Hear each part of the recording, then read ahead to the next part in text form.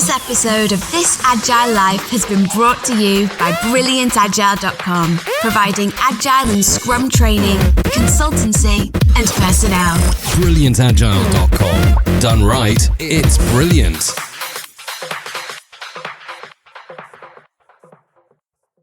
Released on Sunday, June 8th, 2014 in Boston, Massachusetts. This Agile Life, episode 52. This Agile Gaming Life. On the Charles River. The software industry transforms more and more every day. Agile methods are quickly replacing traditional ones. The question is, are you agile enough? This podcast is devoted to agile and lean software development. Time to welcome your agile coaches on This Agile Life. Hello everyone, I'm the host of This Agile Life, John Sextro, and as you can tell, I'm losing my voice. As always, I have some very special friends of mine here with me, my guest hosts, my co-hosts, and one of them here is Jason Tice. Good evening, John. Great to talk to you tonight, and I think I know why you might be losing that voice just a little bit. Tell me. I think we have some guests tonight who are joining us for a very special edition of This Agile Life. Where are we at? We are at the Microsoft New England Research and Development Center in Cambridge, which is right outside Boston. It's actually across the river. And we're here at the 2014 Agile Games Conference hosted by Agile New England.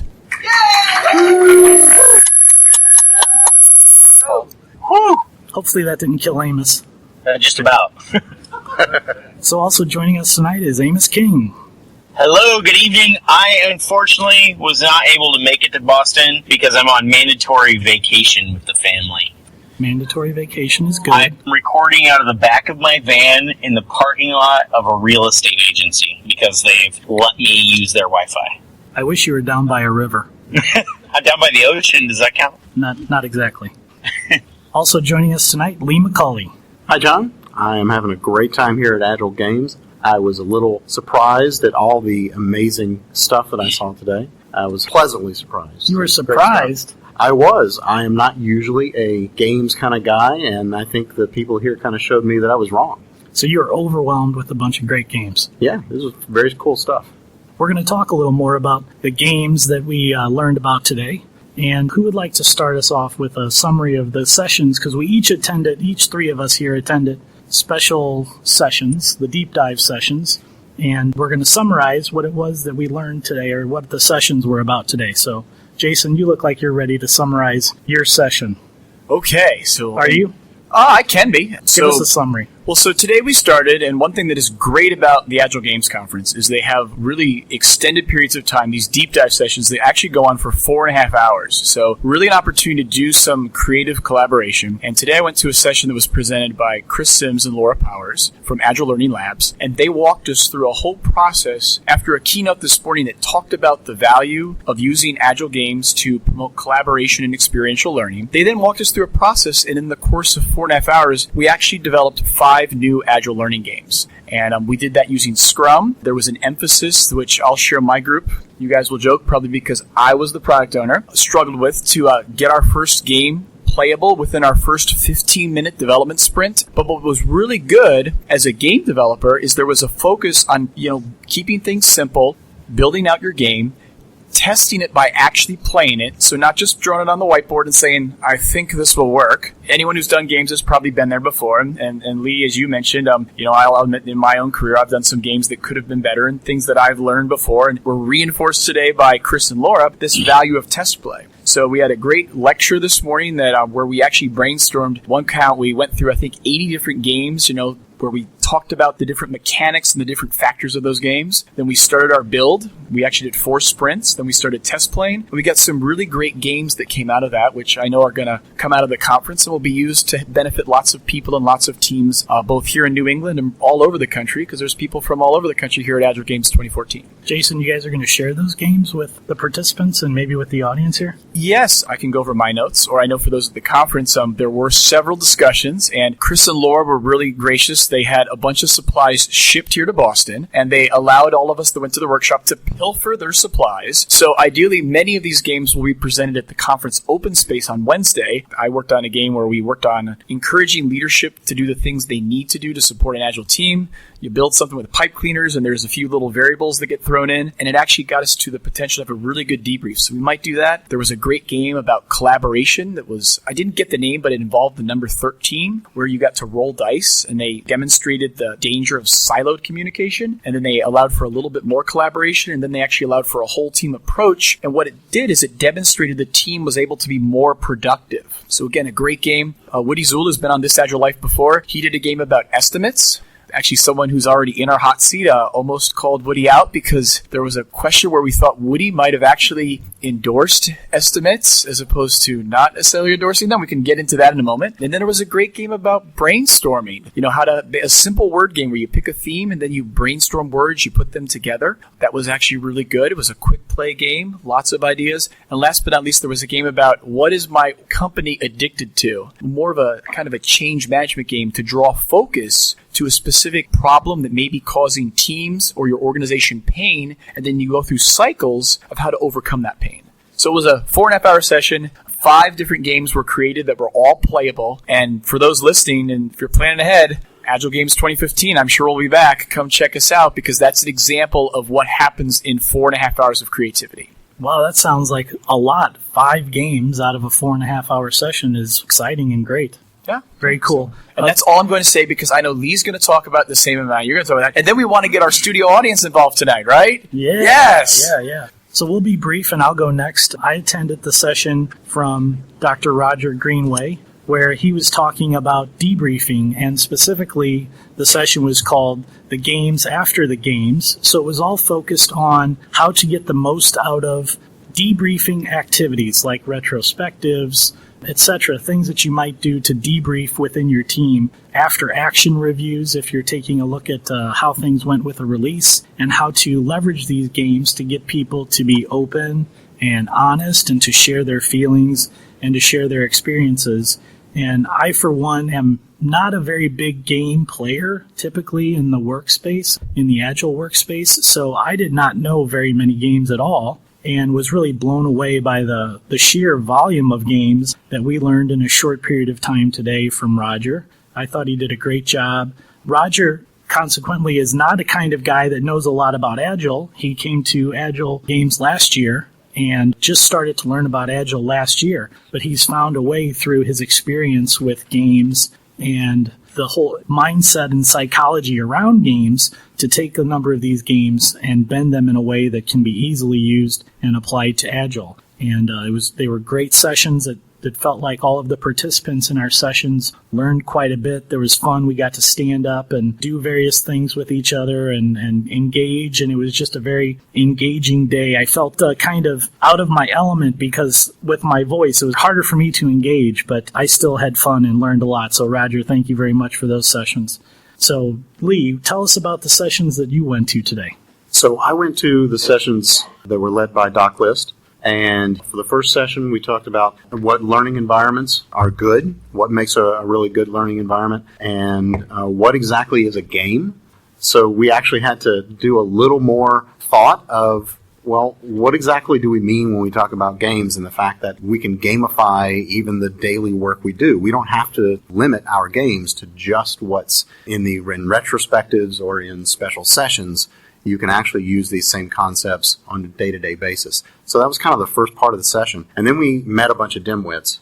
Oh, wait a second. No, we learned this acronym called DIMWIT, which stands for different trumps same, images trumps words, movement trumps sitting, writing trumps reading, talking trumps listening, and shorter trumps longer. So all these things that, as a good presenter, we should all know and be doing, but you often don't think about it. So these were just ways of thinking about how best to create a learning situation there. And then the last part of that session were the 4 C's: connections, concepts, concrete, practice, and conclusions. So tying all those in together and coming up with some really interesting ways of how the brain works and how we should be encouraging learning on a daily basis. I'll tell you what, it sounds like a lot of really valuable content from Agile Games 2014. And just in day one, and there's still 2 days left, I wandered by the rooms out here while the sessions were going on, and I felt really sad because I could only participate in one of the sessions. I couldn't be in all 3 sessions, so I felt sad that I couldn't see them all, but I'm glad that I could get a summary from you guys tonight. So, Jason, you alluded to the fact that you wanted to open it up. So, why don't you invite people up here to talk a little bit? Well, we did that, and I worked with the audience a little bit before we started recording today. And so we already have our first person in the hot seat. So if you are in the hot seat, we will ask you to introduce yourself to our podcast listeners. And then, you have the floor, and we'll see where this takes us. So, mysterious person, who are you? I'm not really that mysterious. I'm Nancy Van Schoenderwerk, but you can just say Nancy V. And what I did today was be in Chris's session for game development. And I had 2 collaborators with the addiction game that you mentioned. And I began working on that idea just a few weeks ago with Steve Hollier. And just to give credit where due, the concept is based on writings of Jerry Weinberg. He wrote about addiction syndromes in organizations. Other people have too, but I'm most familiar with his. So anyway, the gist of the game is to try to get people to understand that when companies seem to resist things that are logical, like, if they have an agile team and it's doing well and they dismantle it, companies do a lot of self-destructive things, like skipping testing and so on. And they keep doing them even though you demonstrate over and over again that it is not a good thing to do. So some of us as agile coaches, we tend to keep just trying to use logical arguments, but they don't work when you're dealing with an addiction, right? Because it's a dynamic that feeds itself. But there are ways to interrupt the flows. And so that's what the game focuses on. There's a short-term rewards loop and a longer-term penalty loop. For example, you think about smoking. People say they smoke to calm their nerves or things like that. So there's a quick reward, but there's a longer-term penalty, the diseases and things. Well, it's like that with companies too. But you don't think about those long-term effects, right? You only think about that short-term thing. You're like, I'll worry about dying later. Yeah. Well, in software, we're famous for talking about technical debt. There's a great example. Everybody wants to put a quick fix into the code. Oh, that's a one-line change. Well, yeah, if you do it a certain way, but if you do it properly, it's a little bit more involved because you should make the structure of the code still be a fit place for later features. But a lot of people don't do that. So they get a quick fix in the short term, and they get more and more brittle code in the longer term, just as an example. So, and in the game, we also followed Jerry Weinberg's prescription for how you deal with addiction. And, it basically, you stop doing the addictive behavior, but you still have to substitute another behavior that gives you the rewards, and that's cleaner in the sense that it doesn't cause the pain. Yeah, and I think the thing that I really like about games, and I think this is one of the things I would love to know, like Lee, as you said, you were impacted a lot by what you learned today. Games have a way of making a complex concept, like addiction or organizational change, presenting it in a manner that all the players can understand. So there isn't barriers, when teams talk about technical debt and how it's, it's hard to refactor the code because it hasn't been maintained. And, non-developers, they don't understand what that means because they aren't there working in that code base. And, there's communication breakdowns. What's great about, there's simple games out there, but even, I've always said, I've actually said on the podcast that I don't know of an environment that you cannot, some are harder than others as we learned in the workshop today, but if you ideate it on long enough, you can come up with a concept that brings everyone together and illustrates the need to either learn or change, and that's very impactful. Yeah, and I'd just like to say something about what Chris's session helped me add to the game. It helped me be more conscious of the game elements that I wanted to use. For example, there's strategy, there's chance, there's turn-taking, there's complexity or simplicity. There's a whole slew of elements. We went over something like 16 or 17 different ones, and some of them really mattered, like collaboration. This is essentially a collaborative game meant to help a group of people in a company discuss and identify habitual things are they doing that resist logic? And, so just being conscious that we wanted the simplicity. Sometimes you need complex rules in order to model what you're trying to do in the game, but we didn't really need that, and it is a challenge to keep it simple. And Chris stressed that a bit, too. So anyway, I liked the mechanic of laying out in a target, what you considered essential and important and, helpful, of those different game characteristics. I liked that part of the session. So is this game for managers or developers or both? Is it for anybody to break that?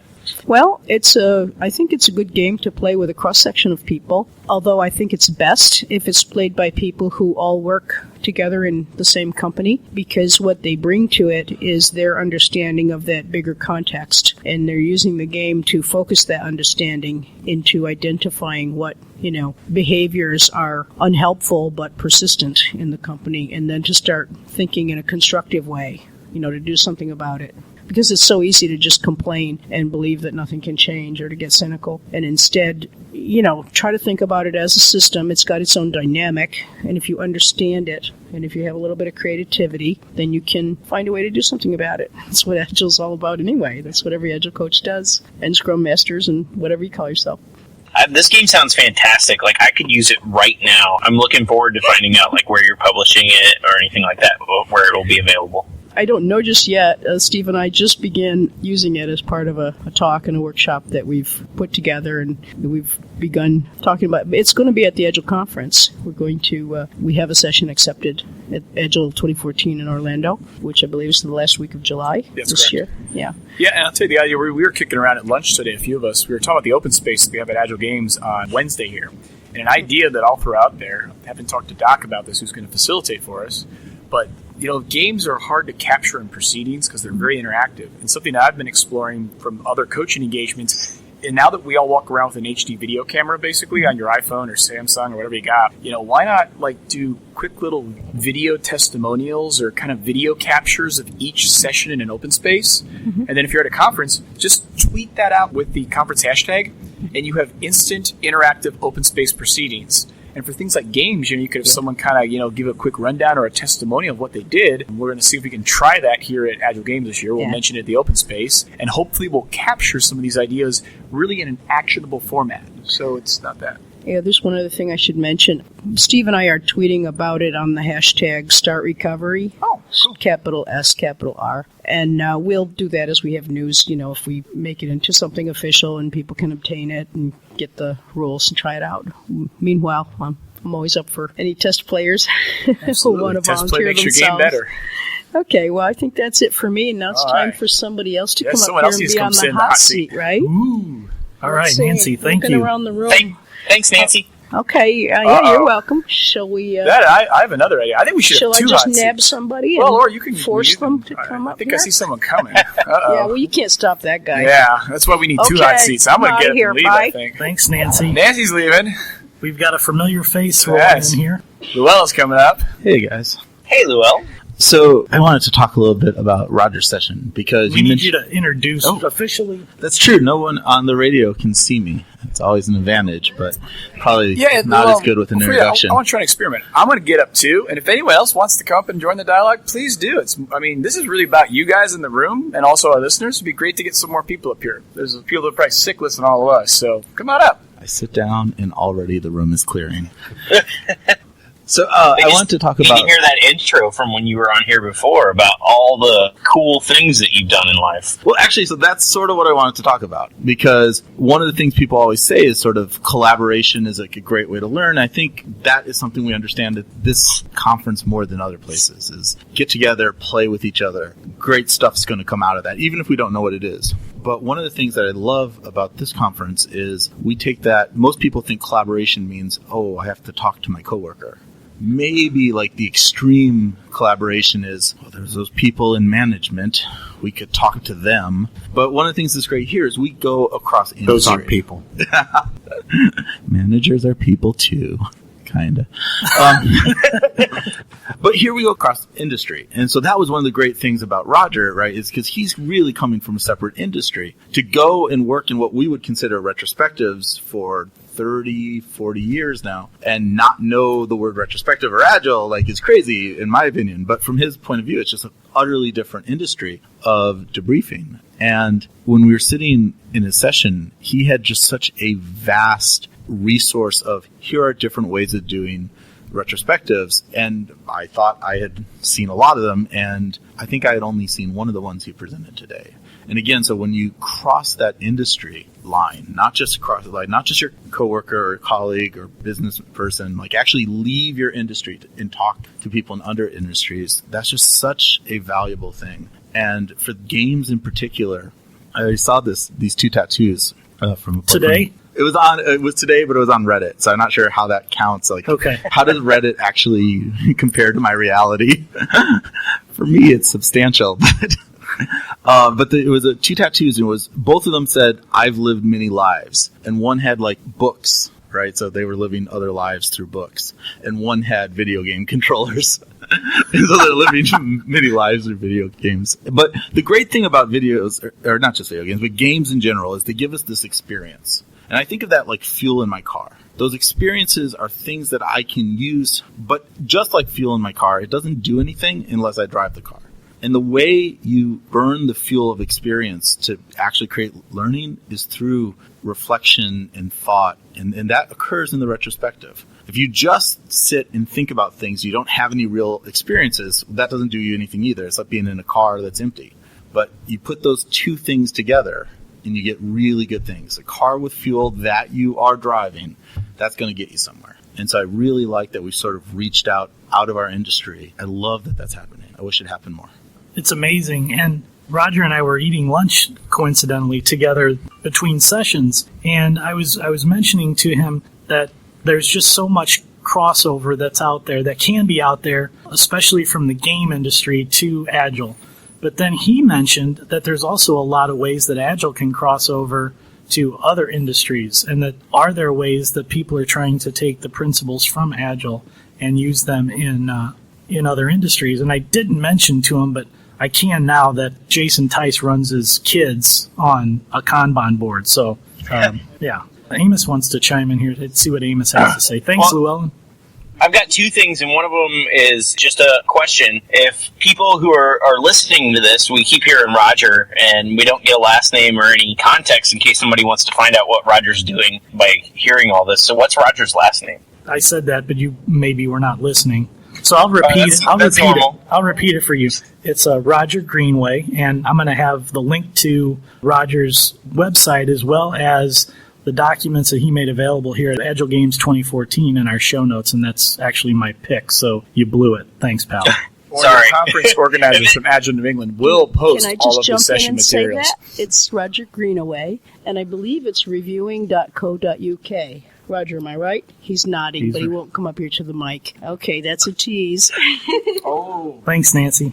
Like, I'm actually, I'm not at the conference, but I'm experiencing this working with people from other industries right now. I am sharing a house on the beach with another programmer, but I'm not really talking to him. One of the guys there is an aeronautical engineer, and I've been talking to him about how they design parts and work together to try to get parts out on time and to make quality parts, because I'm picking his brain for ideas that I can pull over to our industry. How's that going? Do you see that there's crossover there, Amos? There's a lot of crossover. I mean, it goes from design all the way to manufacturing. And so, we talked a lot about lean. And then I would like to really get this after I've had more time to discuss this with him. But he's got a lot of ideas about just how people might work together.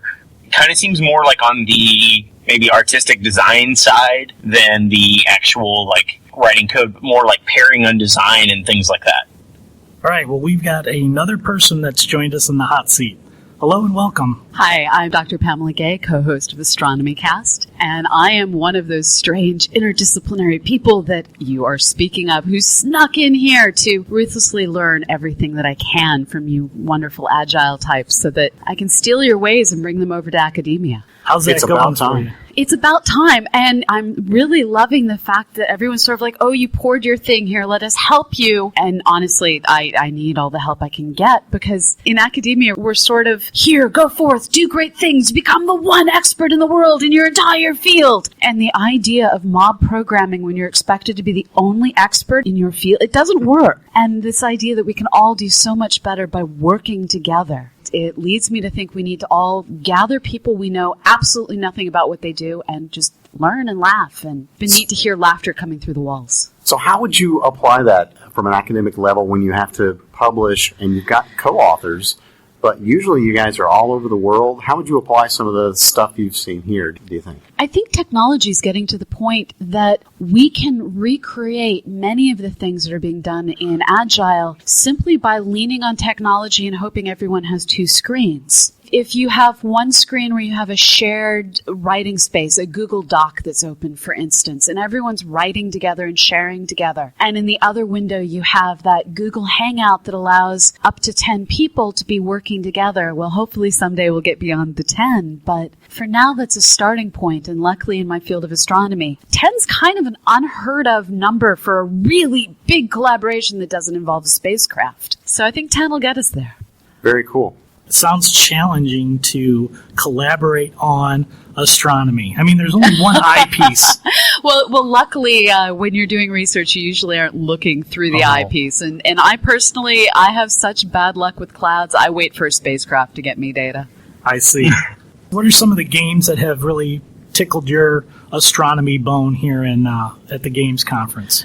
So I have to admit that I sat in on the Creating Games to Solve Problems session this afternoon that Chris Sims did, and sitting down and tearing apart how all of these different games that I'm a tabletop player. I love playing games and looking at them from this one teaches strategy, this one teaches cooperation, this one keeps you on time, this one does not. And looking at all of the different aspects that go into the gaming as ways of motivating team building. That was a new way of looking at this and telling me that when we sit down and play Flux over lunch, we're actually doing something to improve our team. And I'm hoping to walk away from this meeting with a lot of new ways of getting my team to work together, build together, and hopefully our software will be better as a result. That's an interesting point because in a lot of cases, people think, even here at a conference like this, that the games that people are talking about are games specifically designed for some purpose, right?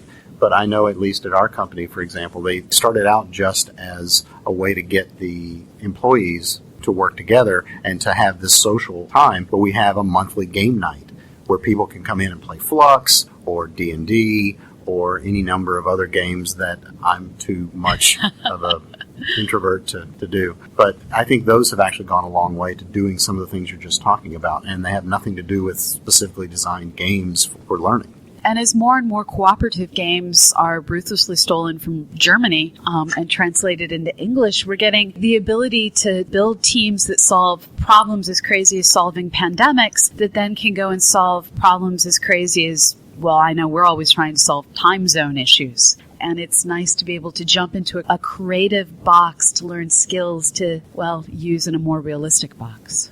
I think a big thing that you kind of touched on here about building teamwork is that putting in a game kind of pulls in maybe a more social aspect than maybe what you're doing when you're typing away at work, even if you're pairing, and it allows you to build creative thought. And like one thing about conferences too, I encourage everybody to get your team and go to a conference together. And on your way there, all ride together and bring some cards or something. Play them in the car, play them in the plane, play them on the train, doesn't matter. And you'll find that your team gets really close together. I think it was the two comedians, I can't think of their names, are magicians. One big guy that talks all the time and a little guy that never says anything. Penn and Teller. Penn and Teller, yeah. They said that when they travel together, they actually always stay in a hotel room together because it helps build them better as a team. Yeah, we just do that because we have no money. Yeah, and no, this is a great point. We tend not to carry cards because it's too easy to lose one, but we usually have like zombie dice because who doesn't like to eat brains? And sometimes it's nice to just have that game of chance that allows a little bit of strategy. And it's amazing how that 20-minute wait while something weird happens with your aircraft can go by so much faster when you have that game in your pocket. So, Pam, my question is, you were talking about stuff that you were getting from us.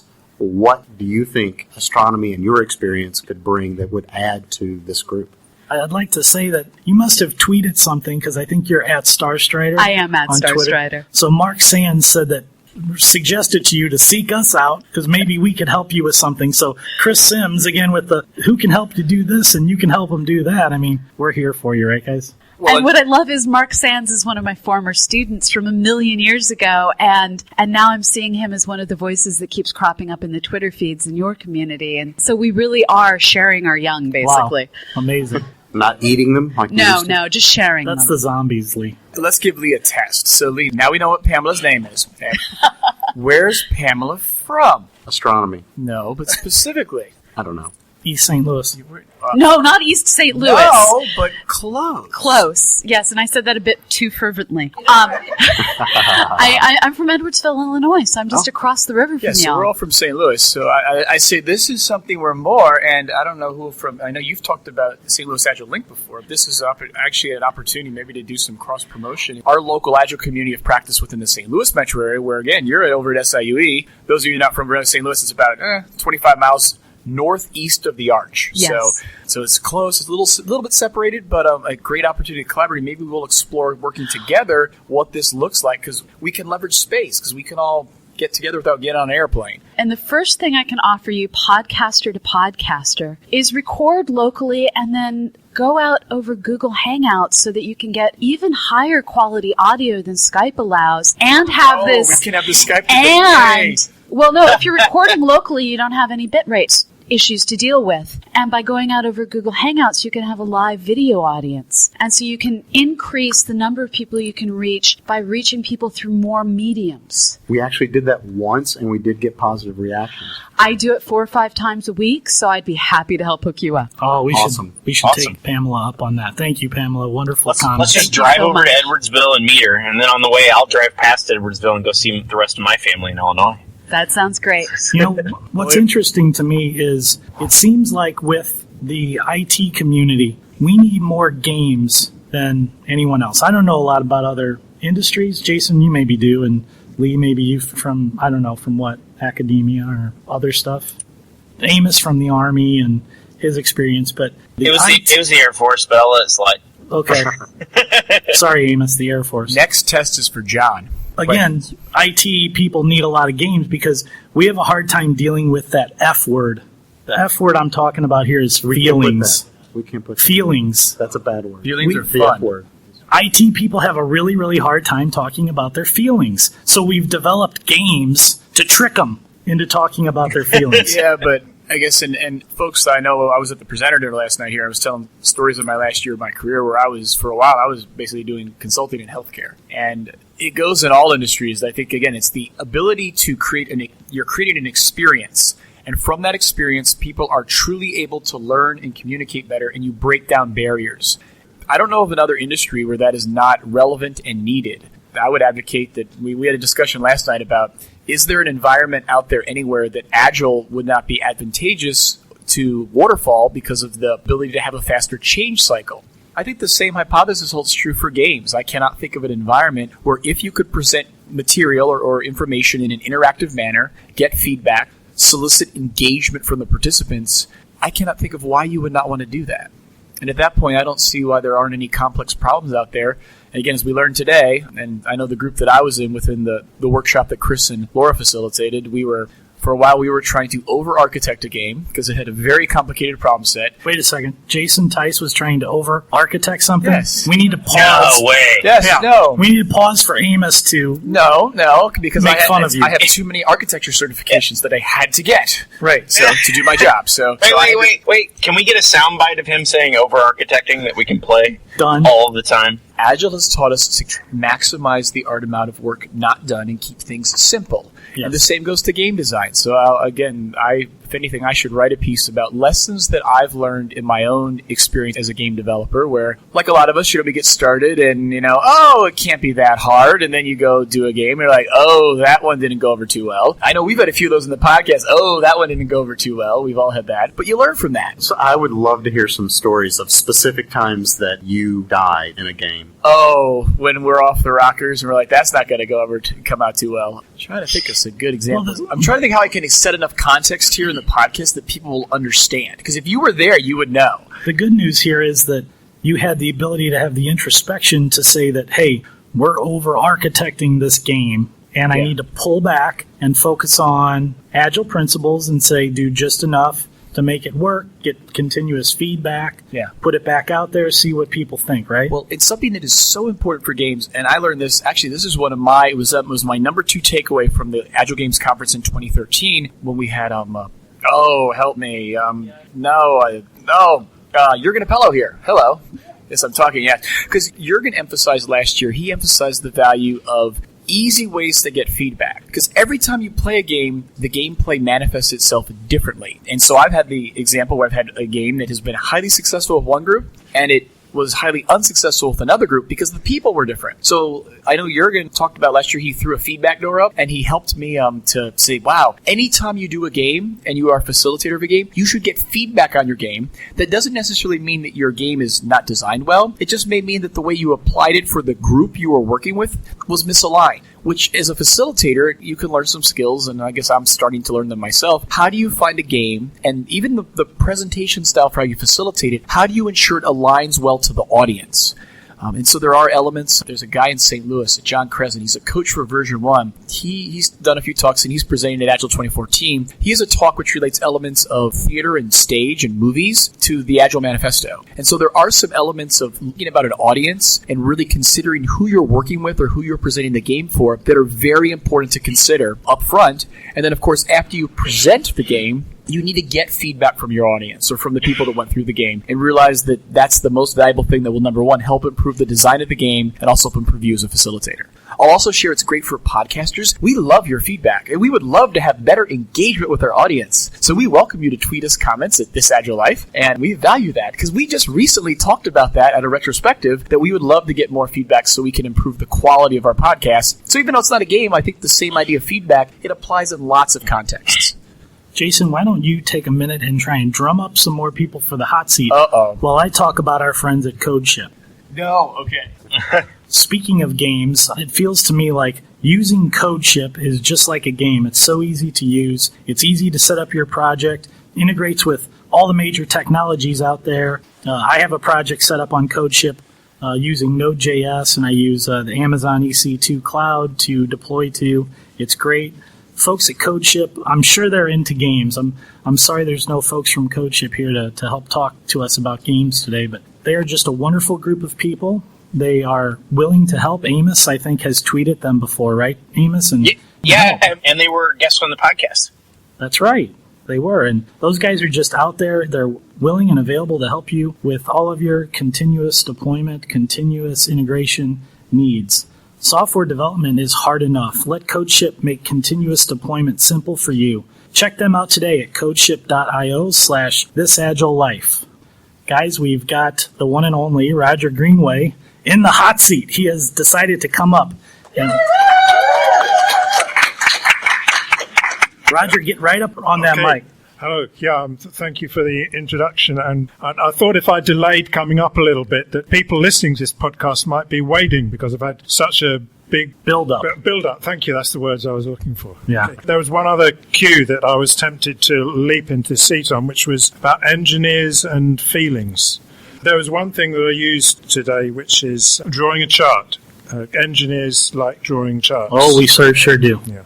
So drawing a chart is quite an easy thing to do, but if the chart is about feelings, then I'm not sure if this is what you were referring to earlier about tricking engineers into expressing their feelings, but it's not quite how I'd use it, but it helps engineers to express their feelings when they've shown a chart with their ups and downs.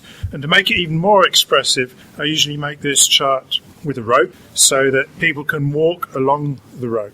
It's not always a graph showing feelings. It can be focused on efficiency or collaboration, how collaboration went up and down during a project, or how productivity went up and down. But it can certainly also be used for feelings. So I thought I should respond to the feelings one. I was also sitting in the audience enjoying your podcast, thinking of one other IT connection that I did have, which was with a big IT company in Denmark, where they've now incorporated one of the methods I use as a standard part of their meetings because it saves time. And I know saving time appeals to many people.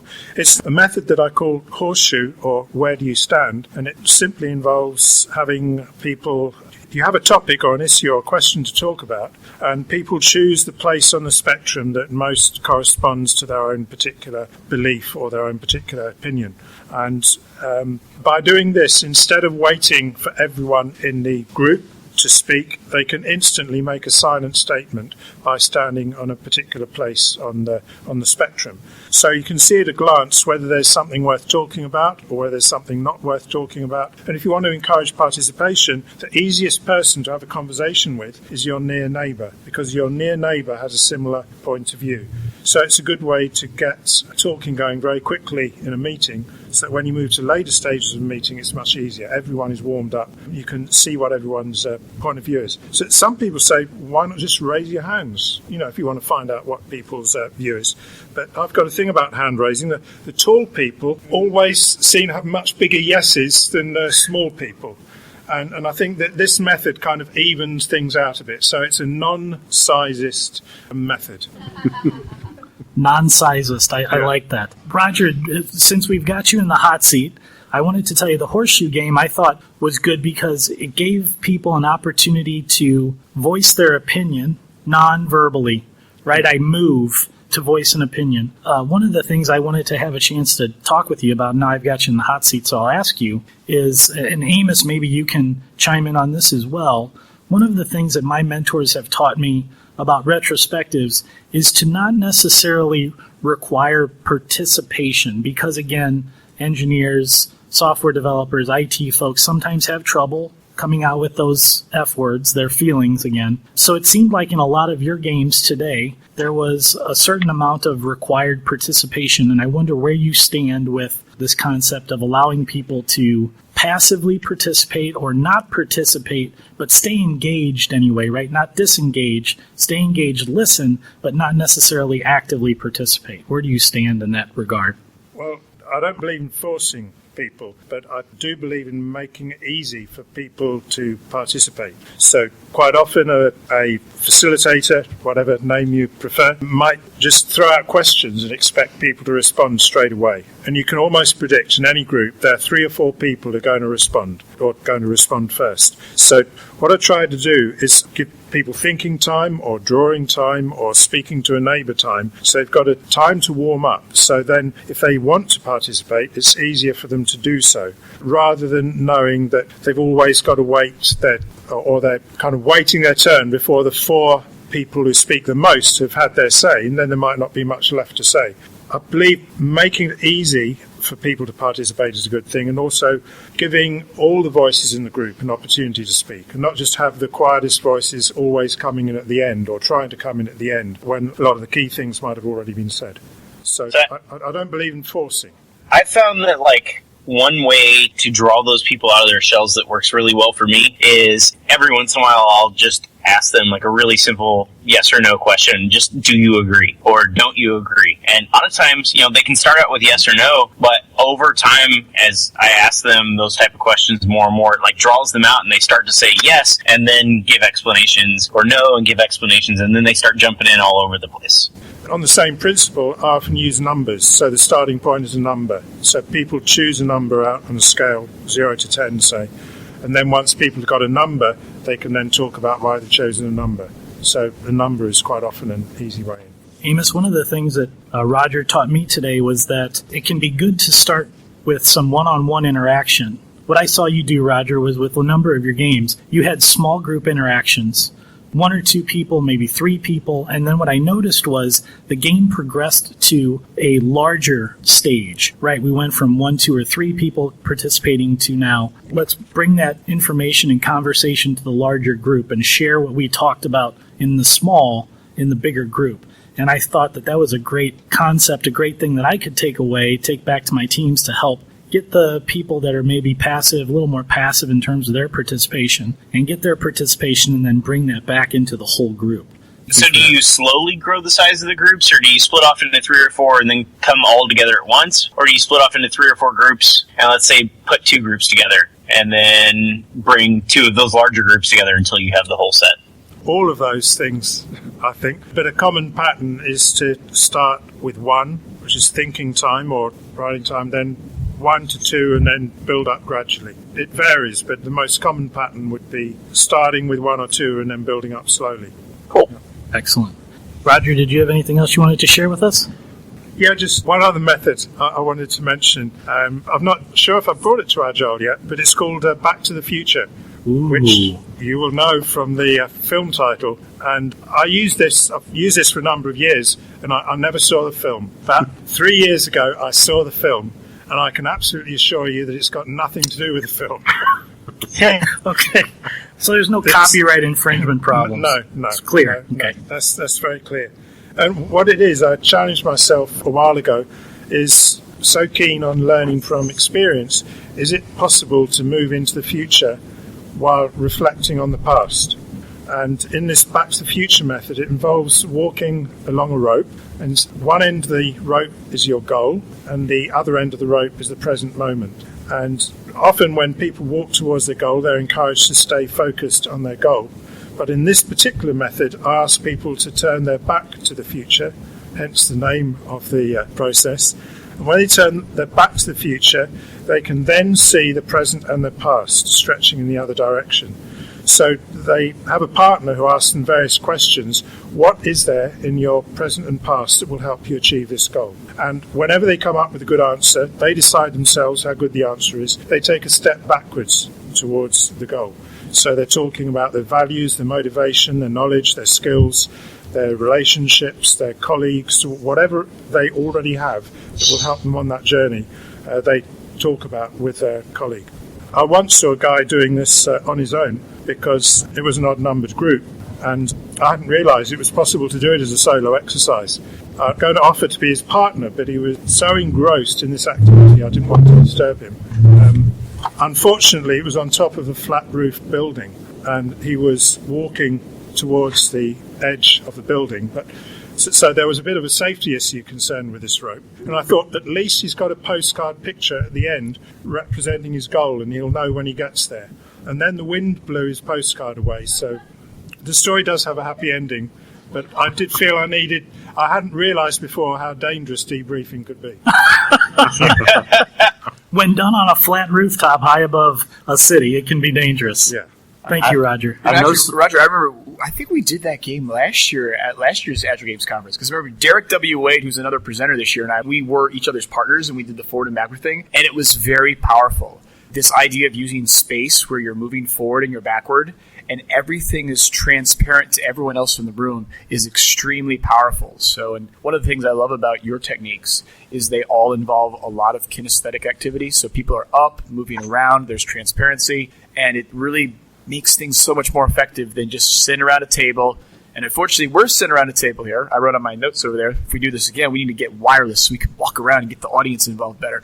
But again, Doc actually talked a lot about the fact that when you move around, you actually get blood pumping to your brain, and you're much more likely to be good at it. Awesome. It was great. And now we will do Agile Yoga, right? Unfortunately, we are out of time. It's Wednesday night. That's Wednesday night. So it's not Wednesday night. I know. It's Wednesday night Agile Yoga. So we are out of time, Jason. I'm sorry. We cannot do Agile Yoga tonight. We're not. We have until all night here. We're not. Thank you, John. Yeah. I saved us, Lee, from Agile Yoga. I'm going to go sail a boat out there on the river. Amos, we'll take a picture. If you guys, again, if you've ever been to Boston, never been to an Agile New England conference that's held at the Microsoft Nerd, we're in what I call a $1 billion piece of real estate overlooking the Charles River, and we're watching the boats sail up and down the river. Amazing. Beautiful. Well, shoot one of those over to me so I can be even more jealous of you guys having a great time up there. We will do that, because we love nothing more than to make Amos jealous of us. All right, so that's it for our discussion topics. We're going to do our picks tonight. This week's hottest picks. Lee, you're up first with your picks. Well, my pick today is a book that Doc List continually referenced as part of his presentation today, and I'm definitely going to check it out. It is Training from the Back of the Room, 65 Ways to Step Aside and Let Them Learn by Sharon Bowman. I thought that was very cool. I have to read that one.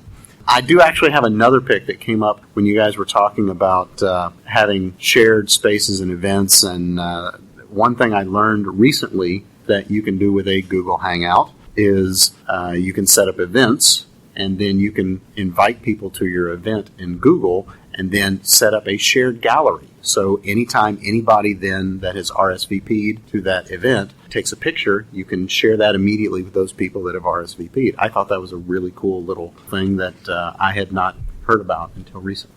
Good pick, Lee. Thanks for sharing those. I also heard a lot of chatter about training from the back of the room today, so it sounds like that's probably required on the required reading list for all Agile trainers. Amos, you're up next with your pick, man.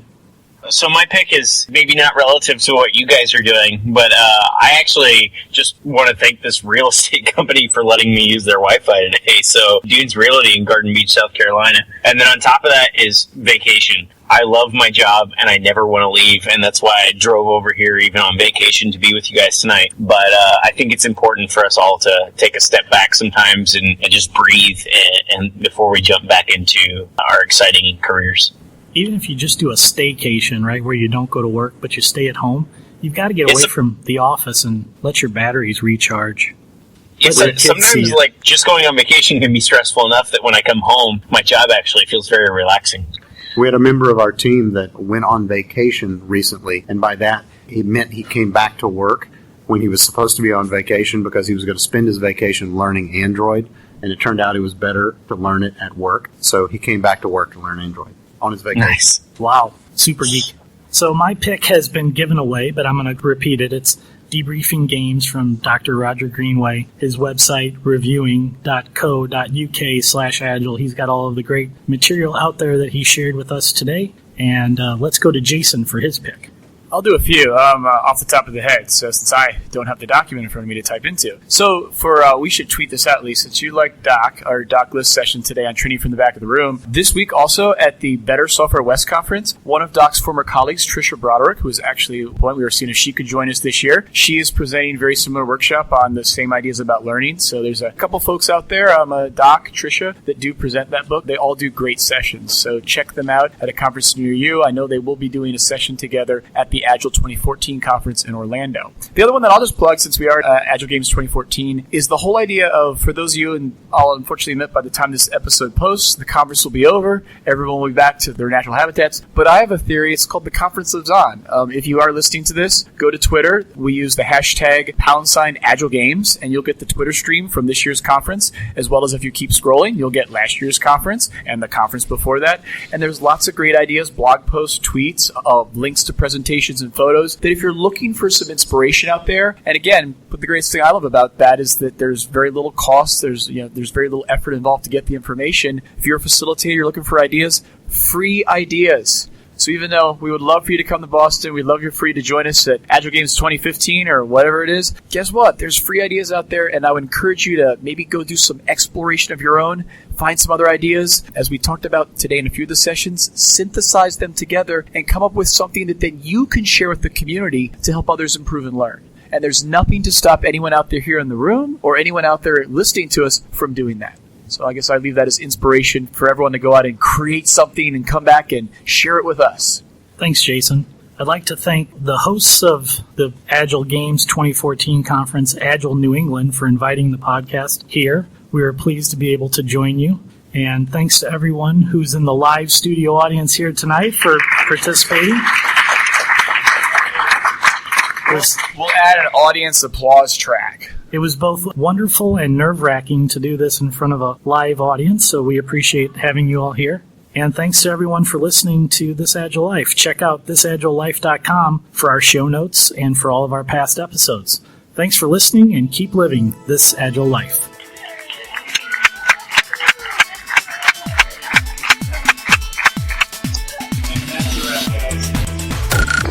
This Agile Life is brought to you by a community of Agile developers and coaches aspiring to spread the word about this groundbreaking approach to software development. Join us at thisagilelife.com/community.